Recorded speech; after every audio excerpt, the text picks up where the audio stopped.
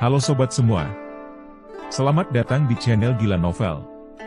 Supaya admin tetap semangat mengupload videonya, mohon bantuannya untuk like dan subscribe channel ini. Terima kasih ya. Bab 206.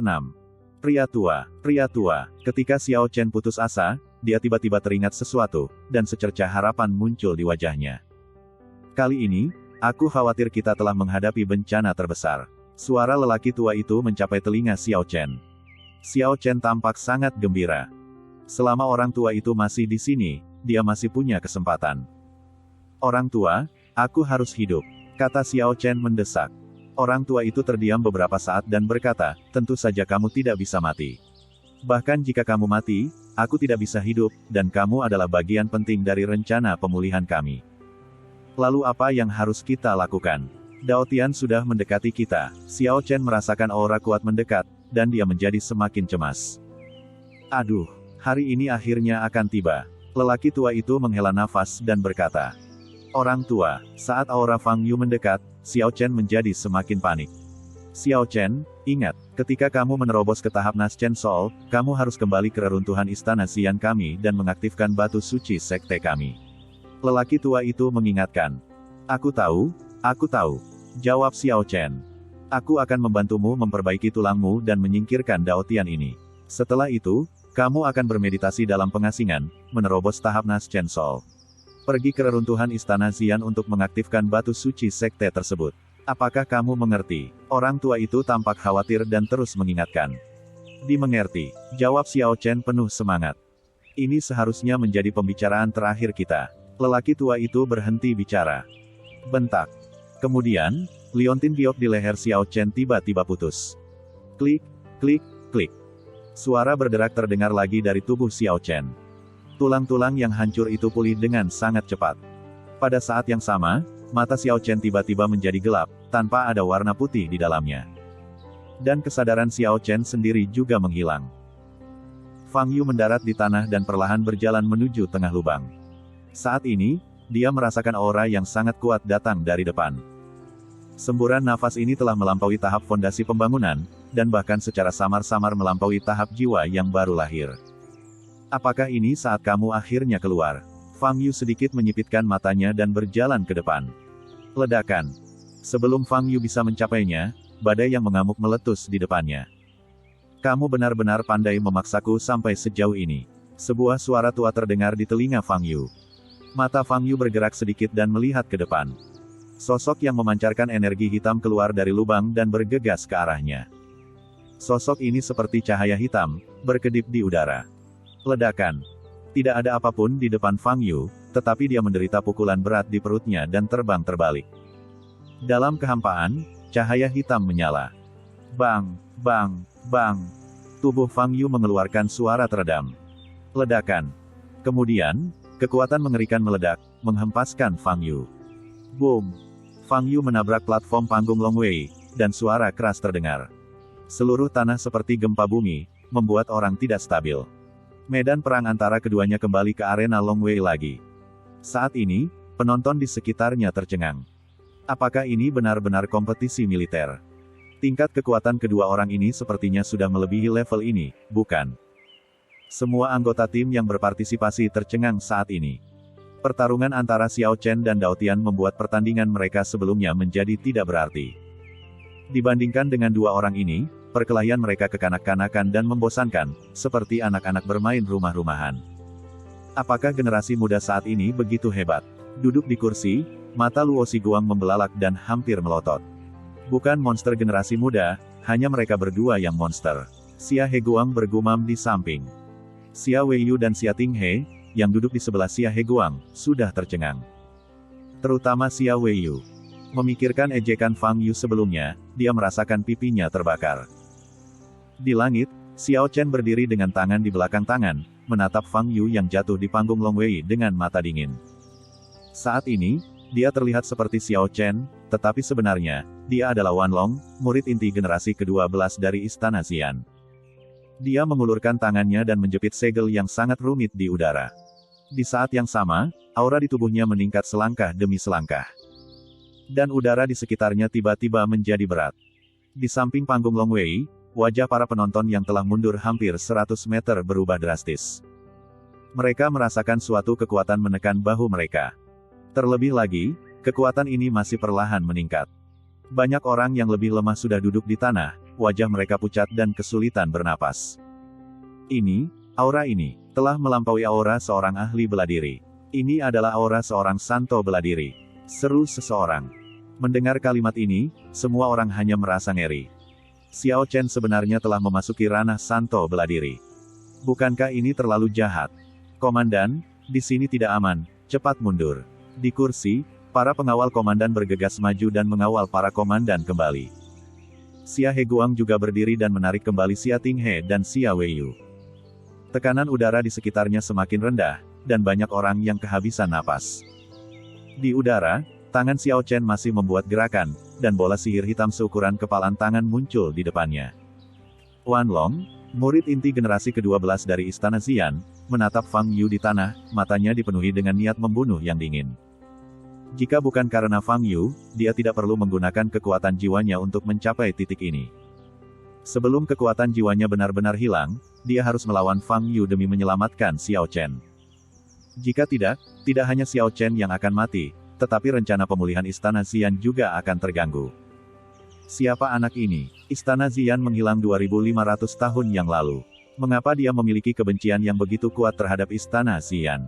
Wan Long mengembunkan bola ajaib sambil berbicara, sambil mengerutkan kening dalam pikirannya. Setelah beberapa saat, dia tiba-tiba memikirkan sebuah kemungkinan, dan jantungnya berdetak kencang. Mungkinkah orang itu? Orang yang menyebabkan Istana Xian mereka hancur.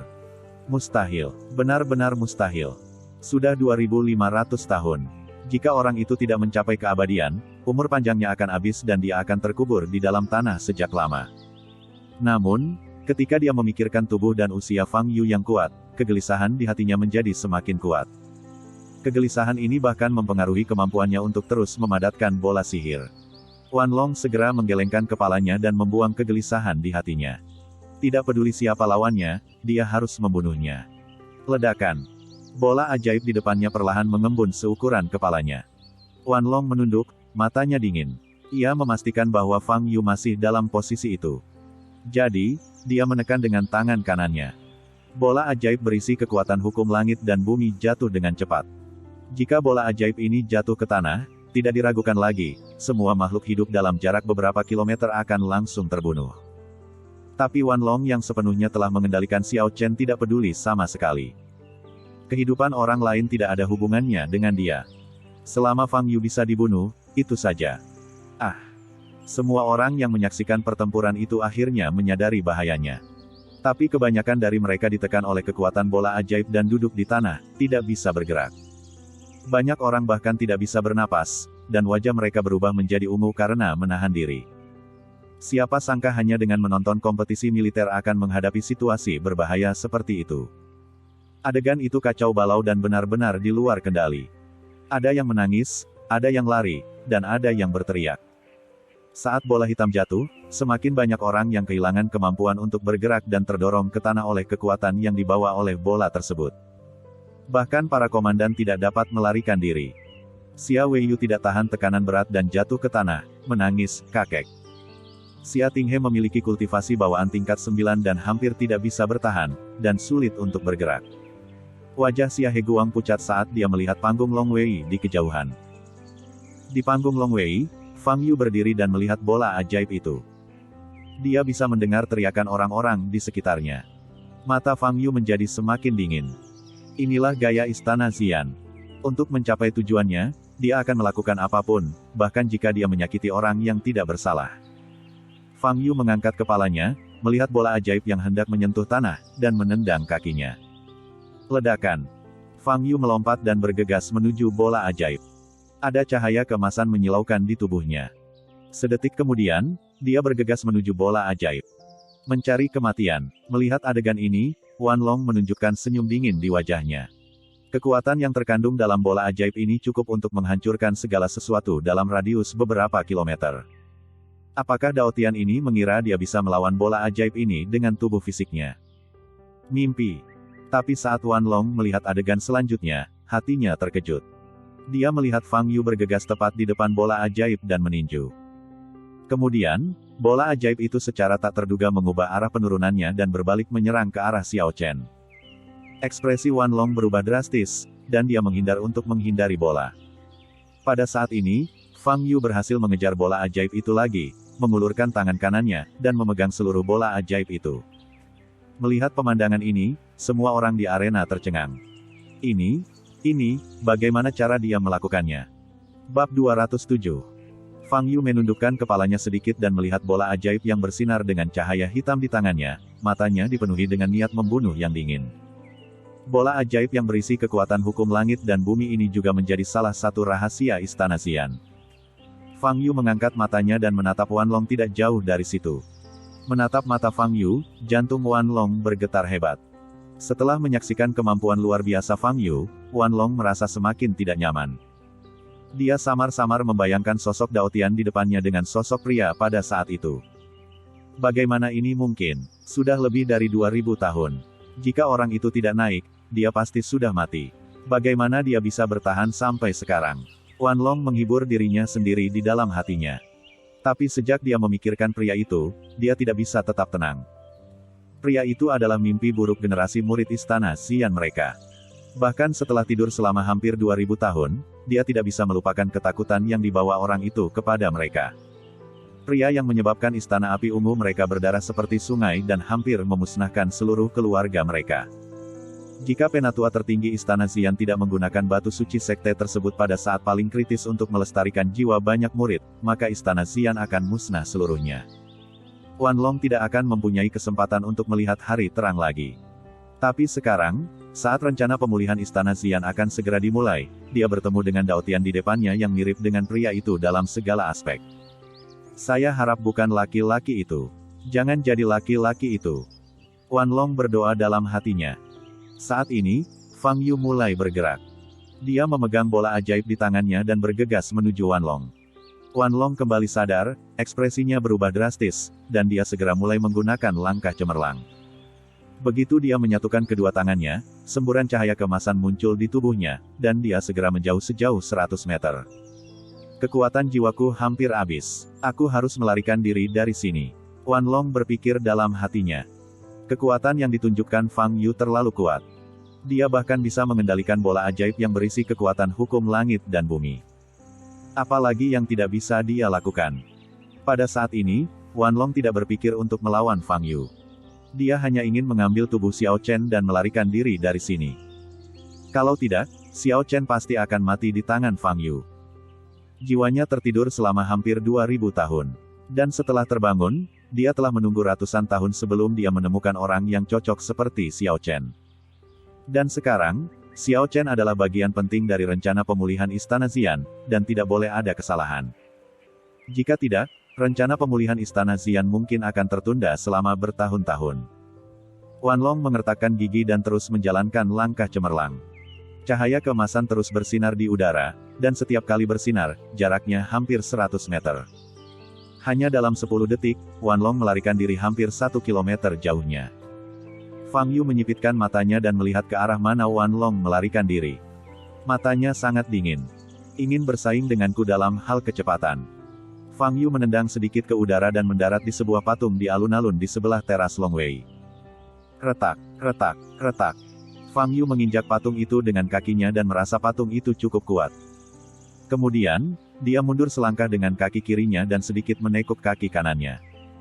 Ledakan. Di bawah kakinya, semburan ki kemerahan tiba-tiba meletus.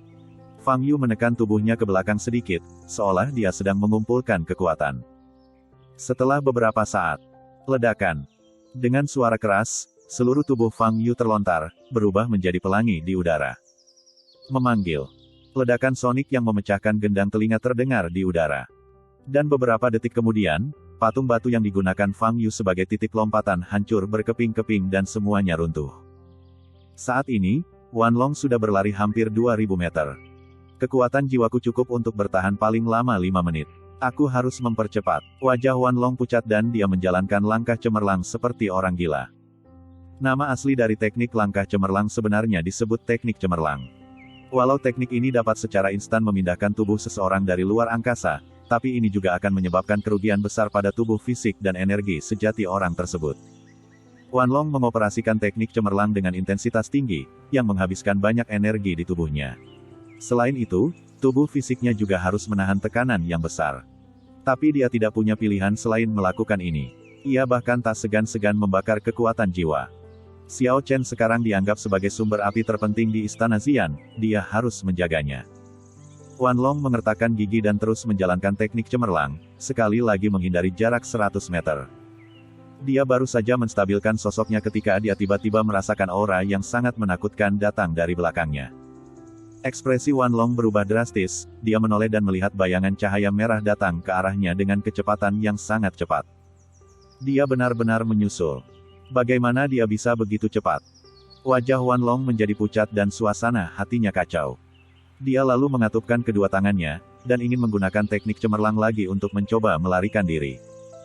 Ledakan. Saat ini, dia merasakan sakit yang menusuk di perutnya dan mengeluarkan seteguk besar darah. Dia membuka matanya lebar-lebar dan menatap Fang Yu di depannya. Terpancar rasa takut di matanya. Fang Yu masih memegang bola ajaib di tangan kanannya dengan ekspresi acuh tak acuh.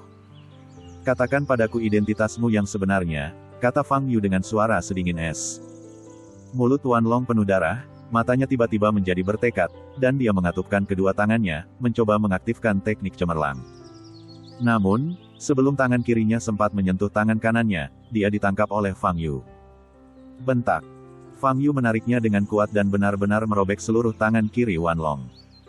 Lengan Wan Long yang terputus muncul di bahu kirinya, dan darah berceceran. Ah! Wan Long berteriak. Aku bertanya lagi, apa identitas aslimu? Mengapa masih ada sisa-sisa dari Istana Xian? Bahkan kalian pun masih melakukan kejahatan. Fang Yu bertanya dengan dingin. Mendengar kata, masih melakukan kejahatan, teriakan Wan Long tiba-tiba berhenti. Kata-kata ini menegaskan apa yang dia pikirkan. Dao Tian di depannya sangat membenci Istana Xian dan menyebutnya dengan kalimat sisa-sisa. Ini menunjukkan, bahwa kemungkinan besar dialah pria pada saat itu. Kamu adalah, suara Wan Long bergetar hebat. Ya, saya Fang Yu. Suara Fang Yu, seperti auman iblis di neraka, mencapai telinga Wan Long dan langsung mengenai jantungnya. Fang Yu. Dia ini sebenarnya Fang Yu. Pria ini ternyata masih ada di dunia ini. Kenapa kamu masih hidup? Bagaimana ini mungkin? Wan Long bertanya hampir histeris dengan mata terbuka lebar. Jawab pertanyaanku, Fang Yu berkata dengan dingin. Aku sudah memusnahkan Istana Xian saat itu. Mengapa masih ada sisa-sisanya sekarang? Dari mana asalmu? Darah mengalir dari mulut Wan Long, dan matanya awalnya menunjukkan rasa tidak percaya, lalu berubah menjadi ketakutan, dan akhirnya berubah menjadi tekad dan kegilaan. Setelah mengkonfirmasi identitas Fang Yu, dia tahu, bahwa baik dia maupun Xiao Chen tidak akan selamat hari ini. Dalam hal ini, tidak perlu takut. Dia sudah mati sekali saat itu. Jadi bagaimana jika aku mati lagi hari ini?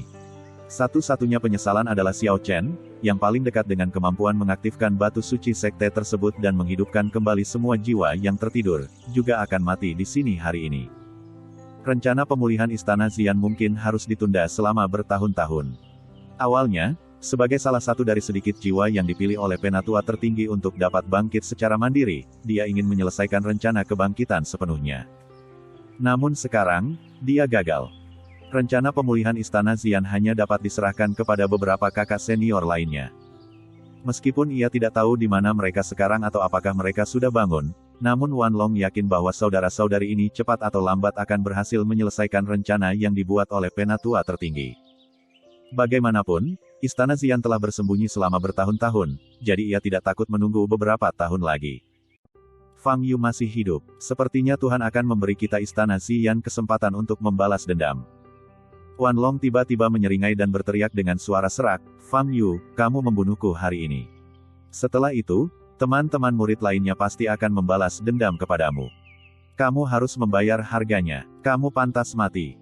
Siapa yang pantas mati? Kuharap kamu bisa mengetahuinya, kata Fang Yu dingin, sambil mengulurkan tangan kirinya dan menepuk dahi Wan Long. Dia ingin menggunakan teknik obsesi jiwa untuk mendapatkan semua informasi dari ingatan Wan Long. Tetapi saat cahaya muncul di ujung jarinya, Fang Yu mengerutkan kening. Jiwanya melemah. Hanya ada sedikit yang tersisa, dan dia hampir kehabisan tenaga. Dalam hal ini, dia tidak bisa menangkap jiwanya sama sekali. Hahaha, Fang Yu, jangan pernah berpikir untuk mengetahui apapun. Tunggu saja hari itu tiba. Ketika sekte kami pulih sepenuhnya, mereka pasti akan menemukanmu dan membalaskan dendamku dan para tetua yang meninggal pada saat itu. Tunggu saja. Fang Yu, aku akan menunggumu di neraka. Wan Long berkata dengan nada gila, dan pada saat yang sama, energi hitam keluar dari tubuhnya. Matanya berkedip dan kembali menjadi hitam putih normal. Artinya kekuatan jiwa Wan Long telah habis dan jiwanya hilang sama sekali. Bab 208. Fang Yu mengulurkan tangan kirinya lagi dan menyentuh dahi Xiao Chen. Ujung jarinya dipenuhi cahaya. Setelah beberapa saat, wajah Fang Yu berubah muram dan dia menarik tangannya kembali. Jiwa Xiao Chen telah terbelah dua. Hal itu jelas dilakukan oleh Wan Long. Dengan cara ini, Fang Yu tidak akan bisa mencari kenangan apapun yang berhubungan dengan istana Xian dalam jiwa Xiao Chen. Xiao Chen membuka matanya lebar-lebar dan menatap Fang Yu di depannya, matanya kosong. Karena jiwanya terkoyak, dia berubah menjadi orang bodoh, atau orang gila. Dia tidak memiliki ingatan atau iki apapun. Dia hanyalah zombie yang hidup, tidak berbeda dengan makhluk bawah tanah. Fang Yu memandang Xiao Chen, lalu ke bola ajaib yang dipegang di tangan kanannya. Dia awalnya ingin membunuh Xiao Chen, tetapi setelah memikirkannya, dia menyerah. Xiao Chen sekarang menjadi orang tidak berguna yang tidak tahu apa-apa, tidak ada gunanya membunuhnya, bahkan itu akan membawa banyak masalah. Jadi, Fang Yu meraih Xiao Chen dengan tangan kirinya dan mendorong ke atas dengan tangan kanannya, mendorong bola ajaib itu tinggi-tinggi ke langit. Boom! Bola ajaib itu meledak di ketinggian, dan energi yang terkandung di dalamnya meledak sepenuhnya, menimbulkan suara yang keras. Meski berada ratusan meter di atas permukaan tanah, namun tetap saja menimbulkan guncangan yang sangat besar. Langit dipenuhi semburan cahaya hitam, dan tidak ada sinar matahari yang bisa menembusnya. Segala sesuatu dalam jarak beberapa kilometer menjadi gelap. Embusan angin bertiup kencang, dan beberapa orang kehilangan pijakan bahkan ikut tertiup angin kencang. Agar tidak tertiup angin kencang, banyak orang yang langsung berbaring di tanah. Saat ini, seluruh dunia tampak seperti akhir dunia, cukup menakutkan. Butuh waktu hampir 2 menit hingga angin kencang mereda. Cahaya hitam di langit perlahan menghilang, dan matahari kembali menyinari bumi. Setelah benar-benar tenang, orang yang tergeletak di tanah baru berani berdiri. Mereka mengangkat kepala dan melihat pemandangan yang mengejutkan. Awalnya ada banyak awan di langit. Namun kini, awan tersebut menyebar ke segala arah, dan sebuah lubang besar muncul di tengahnya. Jelas sekali, awan-awan ini terhembus oleh ledakan tadi. Tidak ada yang menyangka, kompetisi wilayah militer yang baik akan berkembang seperti saat ini. Pertempuran ini benar-benar menggemparkan dunia, membuat hantu dan dewa menangis. Dao Tian dari wilayah militer Jiangnan bersama dengan pasukan Sun Long, berperang melawan Xiao Chen dari wilayah militer Beijing bersama pasukan Tianshan, dan menyebabkan dunia berubah warna. Pertempuran ini dapat meninggalkan jejak yang sangat kuat dalam sejarah wilayah militer Huaxia. Namun, setelah keadaan sekitar kembali tenang, yang dikhawatirkan semua orang adalah, apa hasil dari pertempuran ini? Pertarungan sudah mencapai level ini, saatnya menentukan pemenangnya bukan? Semua orang mengalihkan perhatian mereka ke teras Longwei. Saat ini, anjungan Longwei yang terbuat dari batu besi hitam sudah berantakan. Ada lubang di mana-mana. Melihat ke kejauhan, Anda sama sekali tidak dapat mengatakan bahwa itu adalah platform pelatihan. Anda hanya dapat melihat tumpukan dari puing-puing dan reruntuhan. Semua orang mencari Fang Yu dan Xiao Chen. Namun, meskipun mereka mencari sekeliling tapi tidak melihat kedua orang tersebut. Beberapa komandan juga kembali ke audiensi. Wajah Luo Xiguang berubah jelek saat melihat kekacauan di dekat teras Longwei. Dalam kompetisi wilayah militer ini, wilayah militer pusat mereka tidak mendapatkan peringkat yang bagus, namun mengalami kerugian yang sangat besar. Tidak hanya teras Longwei yang hancur, namun banyak fasilitas dan pepohonan di dekatnya juga hancur. Di sebelahnya, Xia Heguang tampak serius, mencari sosok Fang Yu. Dia berharap Fang Yu akan menjadi pihak yang menang. Xia Tinghe mendukung Xia Weiyu yang ketakutan, berjalan ke arah Xia Heguang, dan bertanya dengan lembut, "Kakek, apakah Dao Tian menang?" Xia Heguang mengerutkan kening dan menggelengkan kepalanya. Tepat ketika semua orang sedang mencari kedua sosok itu, sesosok tubuh terbang dari kejauhan dan segera mendarat di platform Longwei. "Itu Dao Tian dari tentara Sun Long," teriak seseorang. Setelah mengetahui bahwa orang yang kembali adalah Dao Tianhou, semua orang menjadi gempar. Bukankah kembalinya Dao Tian berarti Xiao Chen telah kalah? Xiao Chen, yang belum pernah dikalahkan sejak bergabung dengan tentara, sebenarnya kalah. Lihat, ada seseorang di tangan Dao Tian. Yah, sepertinya itu Xiao Chen. Seseorang memperhatikan ini dan berseru. Begitu dia berbicara seperti ini, semua orang memandang Fang Yu. Dan tentu saja mereka melihat bahwa Fang Yu sedang menggendong seseorang. Itu adalah Xiao Chen yang mengenakan seragam tim berwarna putih keperakan. Fang Yu meletakkan Xiao Chen yang tidak sadarkan diri ke tanah, memandang pasukan surgawi yang tidak jauh dari panggung, dan berkata, "Bawa kaptenmu turun." Ketika anggota pasukan surgawi melihat Xiao Chen, yang kehilangan lengan kirinya dan berlumuran darah, ekspresi mereka berubah drastis dan mereka bergegas maju. Wasit yang sudah lama berlari jauh tidak melupakan tugasnya, dan segera berlari kembali dan berlari ke depan Fang Yu. "Tao, Kapten Dao Tian." Wasit melirik Xiao Chen yang terbaring di tanah dengan daging berdarah, dan lapisan keringat dingin tanpa sadar muncul di dahinya. "Ini adalah Raja Prajurit, dan dia dipukuli seperti ini. Umumkan hasil pertandingannya," kata Fang Yu dingin. Wasit tertegun sejenak, lalu bereaksi. Ia lalu menyapu keringat dingin yang mengucur di keningnya dengan telapak tangannya, dan berkata, Oke. Ini, di game ketiga, tim Velociraptor menang. Jantung wasit berdebar kencang. Begitu kalimat ini keluar, terdengar seruan kaget dari sekeliling. Mereka berdiri di antara penonton dan tidak dapat melihat kondisi Xiao Chen yang menyedihkan. Namun mendengar pengumuman wasit, mereka mengetahui setidaknya satu hal dengan jelas. Artinya, Xiao Chen benar-benar dikalahkan. Xiao Chen, tokoh legendaris dan raja tentara di wilayah militer Huaxia, jatuh. Xia Xiaoying yang ada di antara penonton menatap Fang Yu di panggung Longwei dengan mata terkejut. Gerakan tadi menyebabkan dia terjatuh dan lututnya memar. Tapi saat ini dia tidak peduli dengan rasa sakit di lututnya. Fang Yu benar-benar mengalahkan Xiao Chen. Fang Yu telah mengatakan sebelumnya, bahwa dia akan memenangkan tempat pertama dalam kompetisi wilayah militer ini.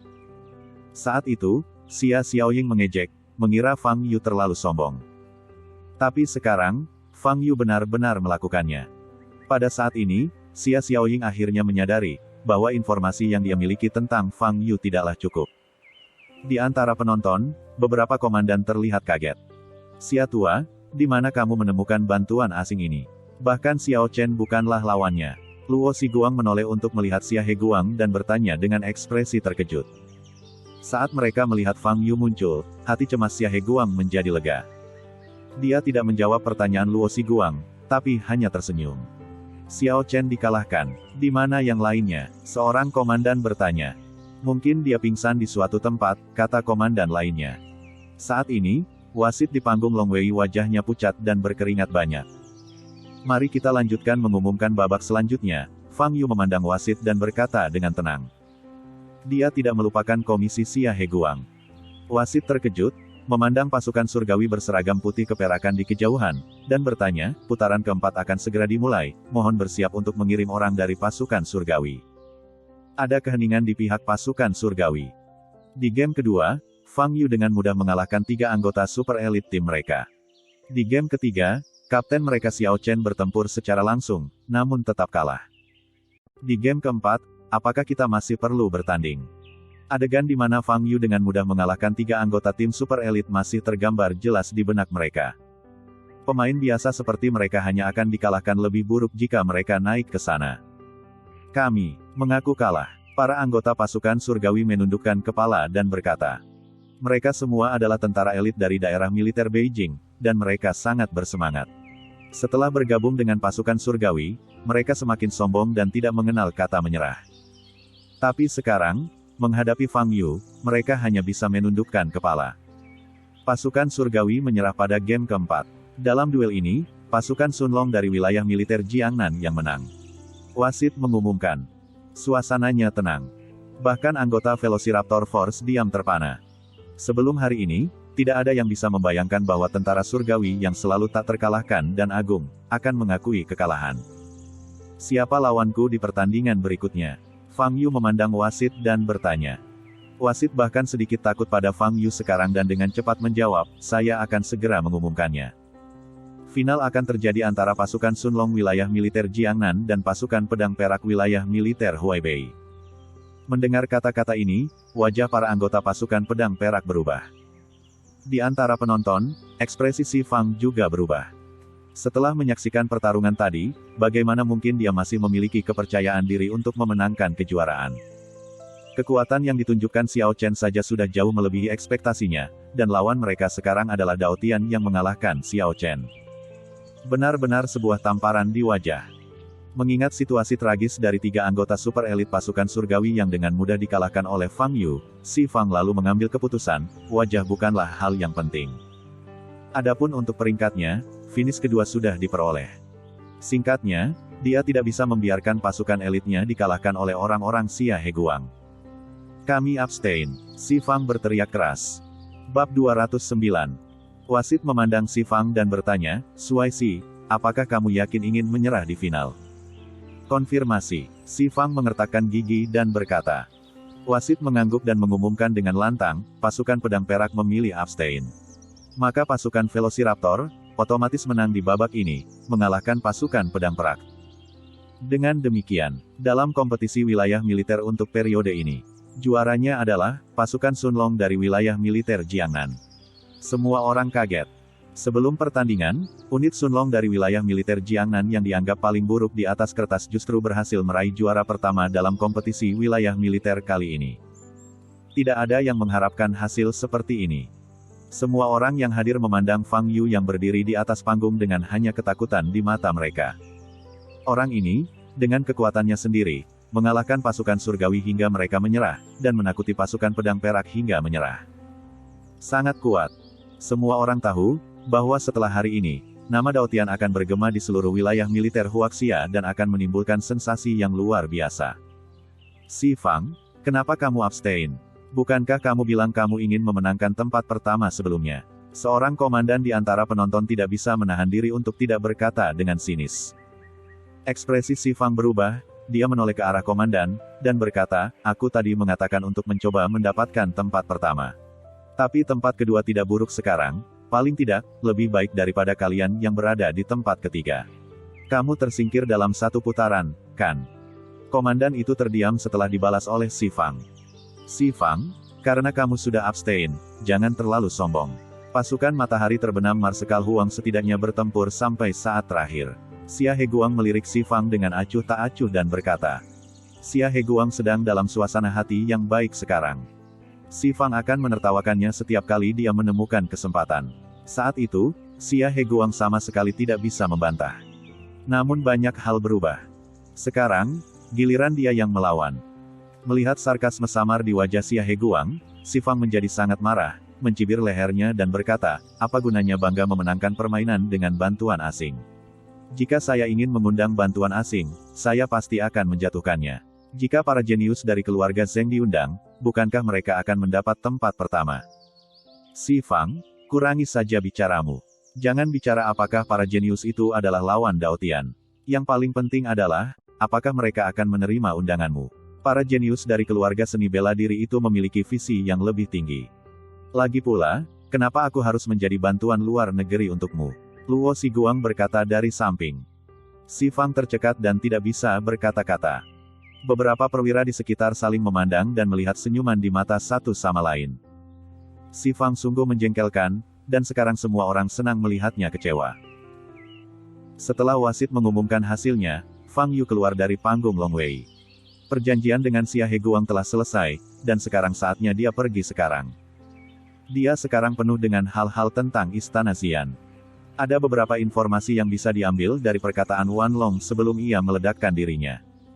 Pertama, harus ada eksistensi seperti Wan Long, sebagai jiwa, yang menghuni tubuh orang lain. Kedua, terlihat dari kata, resusitasi, dan, balas dendam, yang disebutkan oleh Wan Long, bahwa jelas Istana Api Ungu memang belum hancur. Ketiga, Istana Xian telah menghilang selama hampir 2.500 tahun, tetapi baru pada bulan lalu Fang Yu bertemu dengan Xiong Bahu, yang juga menguasai metode rahasia Istana Xian, di sasana tinju bawah tanah.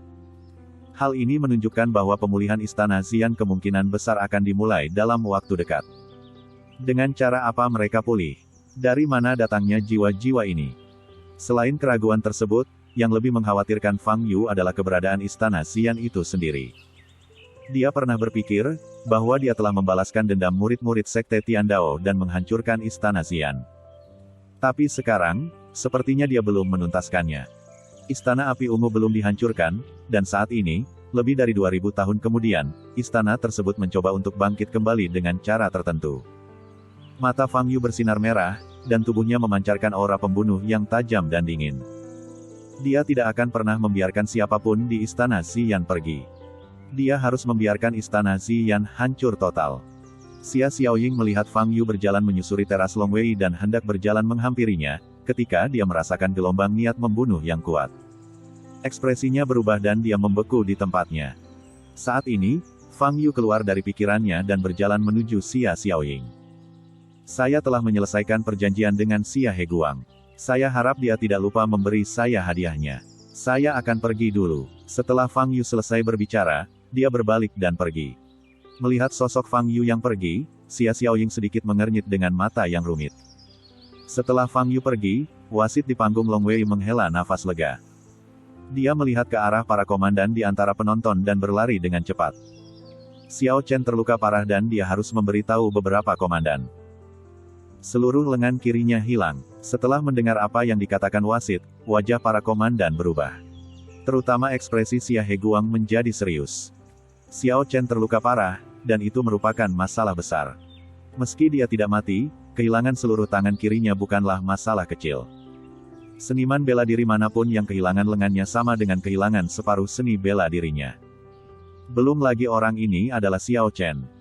Dia adalah Jenderal Wilayah Militer Beijing, Raja Prajurit yang ditinjau secara pribadi oleh Jenderal Marsekal, dan wajah masa depan wilayah militer Huaxia. Selain faktor tersebut, Xiao Chen juga merupakan anak tertua dari keluarga Xiao di ibu kota. Oleh karena bakatnya yang luar biasa, ia dilatih secara khusus oleh keluarga. Sekarang, dia kehilangan seluruh tangan kirinya. Ini akan sangat mempengaruhi masa depannya. Jika kabar ini tersiar, keluarga Xiao, wilayah militer Beijing, dan bahkan Jenderal Marsekal, semuanya akan dimintai pertanggungjawaban. Si Fang memandang Xia Heguang dengan tatapan main-main di matanya.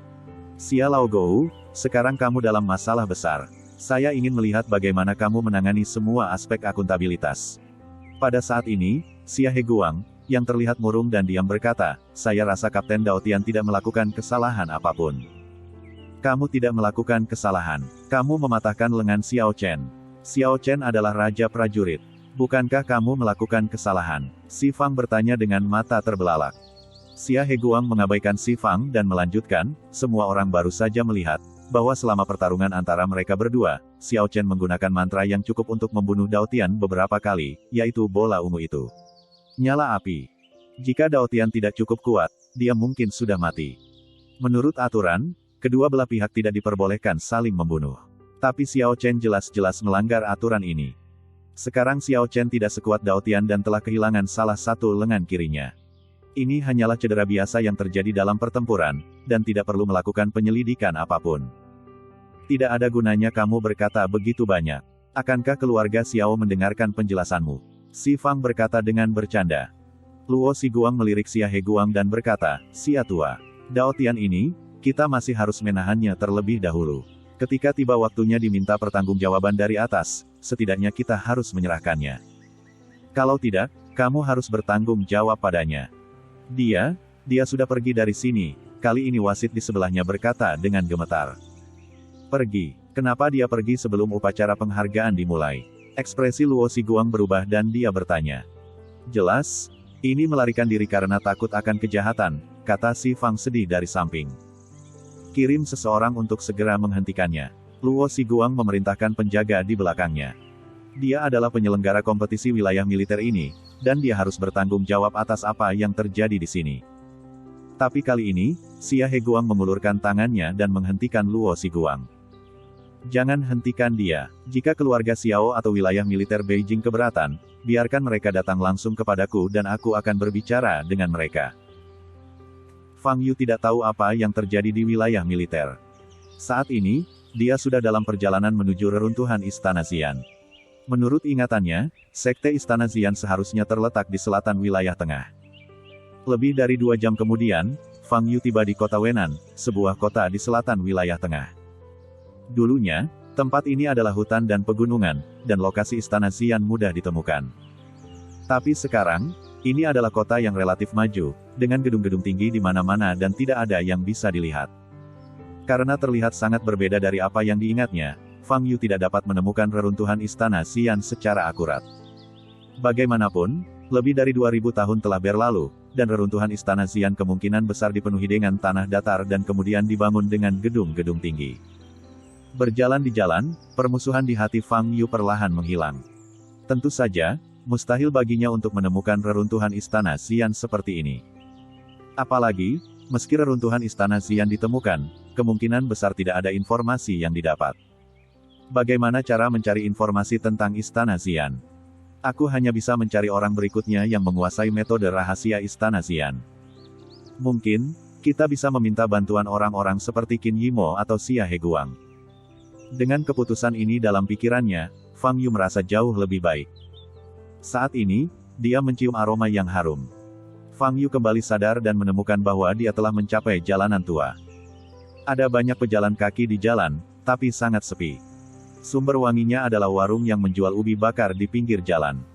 Fang Yu lalu melangkah maju dan meminta ubi panggang. Penjual ubi panggang adalah seorang wanita tua yang tampak baik hati. Ini, hati-hati jangan sampai mulutmu terbakar, wanita tua itu tersenyum dan menyerahkan ubi panggang itu kepada Fang Yu.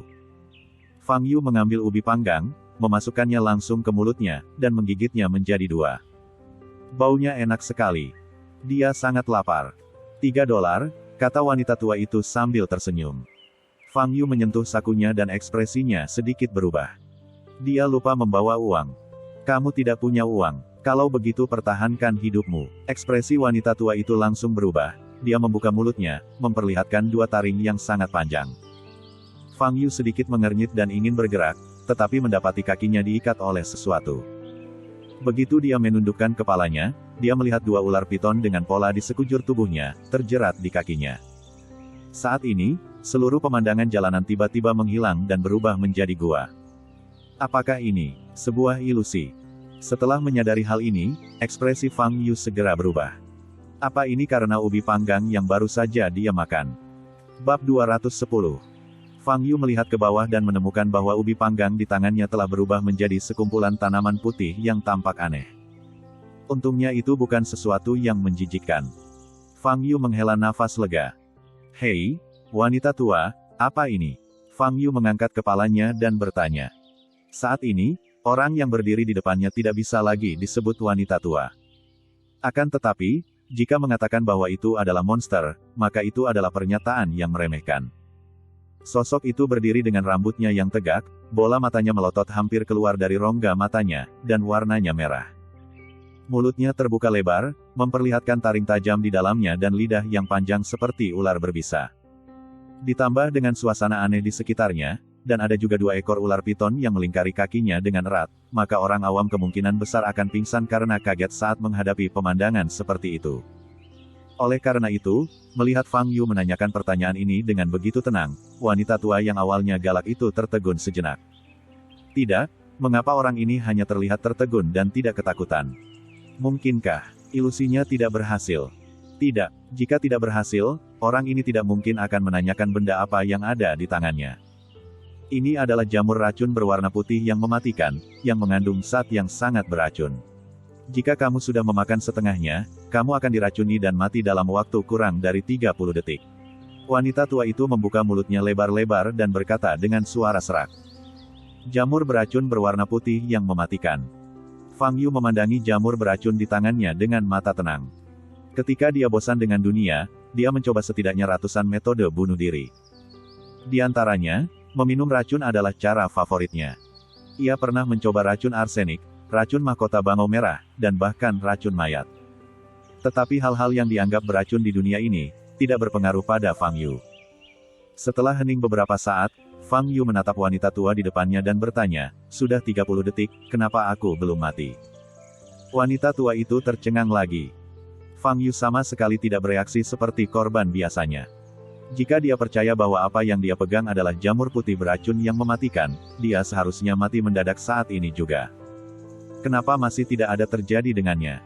Wanita tua itu kembali sadar, membuka mulutnya, dan berkata dengan marah, "Kamu tidak perlu menunggu jamur beracun itu menyerang, aku akan memakanmu dulu." Mulut wanita tua itu terbuka, dan ternyata lebih besar dari kepala manusia. Melihatnya, mulut besar itu hendak menelan kepala Fang Yu. Berhenti. Saat ini, terdengar jelas suara wanita yang seperti kekanak-kanakan. Begitu suara ini muncul, pemandangan di sekitarnya pun berubah. Wanita tua itu tidak tampak lagi seperti monster di hadapannya. Dia telah kembali ke penampilan aslinya yang baik hati. Ular piton di bawah kakinya pun menghilang. Di depan Fang Yu, terlihat ada warung ubi panggang. Dia berdiri di jalanan tua yang ditinggalkan. Di sekelilingnya sepi dan tidak ada pejalan kaki lain. Dan di tangannya, dia sedang memegang ubi panggang yang setengah digigit. Jelas sekali, pemandangan yang dilihat sebelumnya tadi adalah ilusi yang sebenarnya. Fang Yu menoleh dan melihat seorang gadis kecil mengenakan gaun putih berdiri di jalan tidak jauh dari sana, memegang pedang di tangannya. Dia tampak baru berusia 8 atau 9 tahun, dengan wajah gemuk bayi dan wajah polos dan imut. Namun, ekspresinya sangat serius, dan mata gelap di mata besarnya bersinar penuh tekad. Melihat adik kecil tersebut, ekspresi Fang Yu sedikit berubah. Gadis kecil ini memberinya perasaan yang sangat familiar. Perasaan keakraban yang tidak bisa dijelaskan. Dilihat dari wajahnya, dia cukup yakin bahwa dia belum pernah melihat gadis ini sebelumnya. Dalam hal usia, hal ini bahkan lebih benar. Gadis ini paling tinggi berusia 8 tahun, dan mustahil bagi Fang Yu untuk berinteraksi dengannya sebelumnya. Selain rasa keakraban tersebut, Fang Yu juga dikejutkan dengan aura kultivasi di tubuh gadis kecil itu. Dia sebenarnya memiliki tingkat budidaya tahap pendirian yayasan. Menurut pepatah saat ini, gadis kecil ini adalah ahli seni bela diri. Sebutan Grandmaster terasa sangat aneh jika diterapkan pada seorang gadis kecil yang usianya kurang dari 8 tahun. "Iblis hantu tua, akhirnya aku menemukanmu," teriak gadis kecil itu dan bergegas menuju wanita tua penjual ubi panggang. Ekspresi wanita tua itu berubah dan dia melambaikan lengan panjangnya. Us! Kabut hitam tebal muncul. Fang Yu sedikit mengernyit dan mundur selangkah untuk menghindari kabut hitam. Namun gadis kecil itu memegang pedang panjangnya dan bergegas menuju kabut hitam tersebut. "Nyonya Tua Huan Mo, Anda telah menggunakan ilusi untuk membunuh begitu banyak orang di daerah ini. Hari ini, saya pasti akan menghukum Anda dan mengirim Anda ke penjara untuk diadili." Gadis kecil itu masih berteriak keras setelah bergegas masuk ke dalam kabut hitam. "Gadis kecil, kamu ingin menghukumku? Itu konyol." Wanita tua Huan Mo tertawa aneh. Kabut hitam masih menyebar, perlahan menutupi radius puluhan meter. Fang Yu mundur ke posisi yang tidak dipenuhi kabut hitam, dan terus memakan sisa ubi panggang di tangannya, sambil memperhatikan situasi dalam kabut hitam. Bang, bang, bang. Di dalam kabut hitam, terdengar suara benturan dan suara perkelahian. "Nyonya Huan Mo, kamu tidak bisa melarikan diri hari ini." Suara gadis kecil itu terdengar. "Gadis kecil, kamu." Nada suara wanita tua Huan Mo jelas sedikit terkejut, dan sepertinya dia mulai panik. Boom. Lalu, terdengar suara keras lagi di dalam kabut hitam. "Ah!" Jeritan wanita tua hantu itu terdengar. "Aku akan bertarung denganmu." Wanita hantu tua itu tampak dalam keadaan gila. Ia berteriak keras. "Silakan datang ke sini." Nada suara gadis kecil itu masih kuat. Ledakan. Terdengar lagi suara teredam, lalu kegelapan menjadi sunyi. Kali ini, Fang Yu juga telah menghabiskan ubi panggang di tangannya. Kabut hitam berangsur-angsur menghilang, memperlihatkan tampilan asli jalanan itu lagi. Fang Yu melihat gadis kecil itu berdiri di tengah jalan, terengah-engah, sementara wanita tua itu terjatuh di kakinya. Pedang yang dia pegang di tangannya dan wajahnya berlumuran beberapa tetes darah. Fang Yu menatapnya dengan lebih terkejut di matanya. Gadis kecil ini sungguh luar biasa. Tidak hanya tingkat kultivasinya yang tinggi, ia juga berani. Meskipun siluman-siluman tua itu hanya berada di tingkat ke-12 dari tahap pemurnian Qi, yang merupakan tingkat kultivasi master setengah langkah, namun kemampuannya untuk mengalahkan siluman tua dalam kabut hitam itu menunjukkan bahwa keterampilan tempur praktisnya juga sangat baik dan kuat. Sementara Fang Yu berpikir, gadis kecil itu berbalik, menatapnya, dan bertanya. "Kamu tidak apa-apa?" "Aku baik-baik saja," jawab Fang Yu. "Kamu beruntung bertemu denganku, kalau tidak kamu akan diracuni." Wanita iblis hantu tua ini adalah seorang kultivator jahat. Dia sering muncul di jalan-jalan terpencil ini, menggunakan sihir untuk membunuh orang, kemudian menambahkan yang baru ke tubuh manusia. Nantinya, Ia akan meniriskan darah segarnya untuk digunakan menyehatkan dirinya sendiri, kata gadis kecil itu. Setelah mengatakan itu, gadis kecil itu menatap Fang Yu lagi dan bertanya dengan ragu, kamu jelas-jelas terjebak dalam ilusi tadi, kenapa tidak terjadi apa-apa? Biasanya, orang yang jatuh ke dalam ilusi wanita tua ini akan segera mati dengan cepat. Fang Yu menggelengkan kepalanya dan berkata, aku juga tidak tahu. Pada kenyataannya, Fang Yu mengetahuinya dengan sangat baik. Apa yang diandalkan oleh ilusi untuk membunuh orang? Itu tergantung pada keadaan pikiran orang yang terjebak di lingkungan tersebut.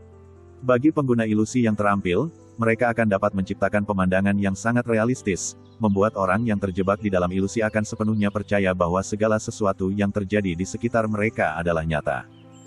Begitu tatanan citra ini muncul, semua yang ada dalam hayalan akan benar-benar menjadi kenyataan. Misalnya, jika Fang Yu benar-benar percaya bahwa benda di tangannya adalah jamur putih beracun yang mematikan, tubuhnya akan menunjukkan gejala setelah memakan jamur putih beracun yang mematikan itu. Tapi Fang Yu tidak mempercayainya. Tentu saja, tidak apa-apa juga meskipun ia mempercayainya. Pada awalnya, ketika wanita tua Huan mau menggunakan sihir untuk mengubah suasana, Fang Yu memang tertegun sejenak dan tidak bereaksi. Tetapi ketika dia melihat ubi panggang di tangannya berubah menjadi jamur beracun, dan ketika dia mengangkat kepalanya lagi dan melihat wanita tua itu berubah seperti monster di depannya, dia tahu bahwa semua yang ada di depannya adalah palsu. Keterampilan ilusi wanita tua itu terlalu dangkal. Baik ilusi, baik penampilan, maupun pemandangan di sekitarnya terlalu dilebih-lebihkan. Orang normal mungkin takut setengah mati, tetapi bagi Fang Yu, itu seperti menonton film horor berkualitas rendah. Fang Yu melihat ke samping oven, dengan beberapa ubi panggang diletakkan di atasnya. Dia lalu berjalan menghampiri dan ingin memakan semua sisa ubi panggang tersebut. Hei, apa yang kamu lakukan? Gadis kecil itu bertanya dengan keras ketika dia melihat Fang Yu berjalan menuju oven. Ubi panggang ini enak, jangan disia-siakan, kata Fang Yu sambil mengulurkan tangan untuk mengambil ubi panggang. Kamu tidak bisa makan ubi panggang ini. Gadis kecil itu menghentakkan kakinya, melangkah maju, dan menghentikan Fang Yu. Tahukah kamu bagaimana kamu bisa jatuh ke dalam ilusi? Itu karena aroma ubi panggang ini. Ini adalah metode yang biasa dilakukan wanita tua ajaib itu. Menggunakan aroma makanan untuk memikat orang ke dalam ilusi. Dan kamu masih memakannya. Kamu ingin mati, kata gadis kecil itu dengan marah. Sebenarnya itu karena aku lapar, jawab Fang Yu. Kalau lapar, belilah makanan biasa. Ubi panggang ini tidak boleh dimakan, kata gadis kecil itu tegas.